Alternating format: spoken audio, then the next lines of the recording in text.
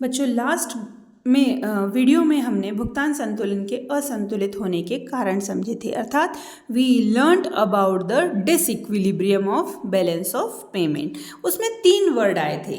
पहला वर्ड था डेप्रिसिएशन अर्थात ह्रास, और डिवैल्यूएशन अर्थात अवमूल्यन, और तीसरा वर्ड था संकुचन अर्थात डिफ्लेशन। तो चलिए आज इस वीडियो में हम इन तीनों शब्दों का अर्थ समझेंगे। सबसे पहले बात करते हैं depreciation of indigenous currency.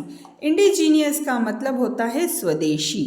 Indigenous का मतलब होता है स्वदेशी। हमारे देश की मुद्रा को हम इंडिजीनियस करेंसी या स्वदेशी मुद्रा बोलते हैं। तो बच्चों जब भी किसी देश की मुद्रा जो है उसकी मांग और उसकी पूर्ति दोनों में अंतर आ जाता है तो क्या कह सकते हैं कि मांग तो कम हो गई है लेकिन पूर्ति ज़्यादा नहीं है। मतलब क्या बोला कि मुद्रा की मांग जो है वो विदेशी मुद्रा की मांग बढ़ जाती है और स्वदेशी मुद्रा की मांग कम हो जाती है।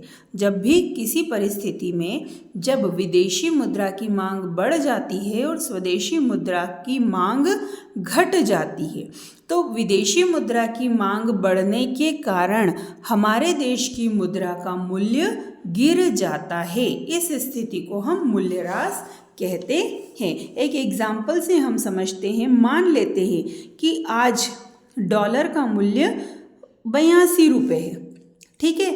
तो 82 रुपये में हमें कितने डॉलर मिल रहे हैं? 1 डॉलर।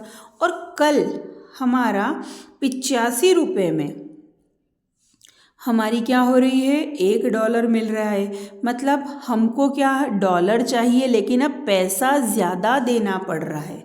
स्वदेशी मुद्रा की मांग गिर गई है बेटा, है ना, डिमांड कम हो गई क्योंकि महंगी वस्तु कोई भी खरीदना नहीं चाहेगा। तो इस परिस्थिति को हम डेप्रिसिएशन बोलते हैं। डिवैल्यूएशन जो होता है अर्थात अवमूल्यन, सरकार जानबूझकर स्वदेशी मुद्रा का मूल्य घटाती है। सरकार जानबूझकर स्वदेशी मुद्रा का मूल्य घटाती है अर्थात वो अपनी मुद्रा का मूल्य कम कर देती है।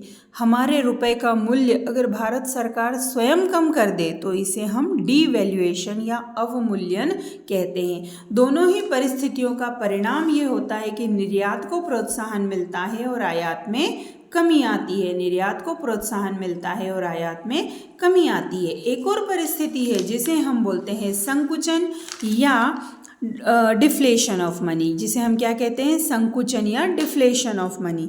संकुचन का मतलब क्या होता है? चीज़ें सिकुड़ रही है, ठीक है।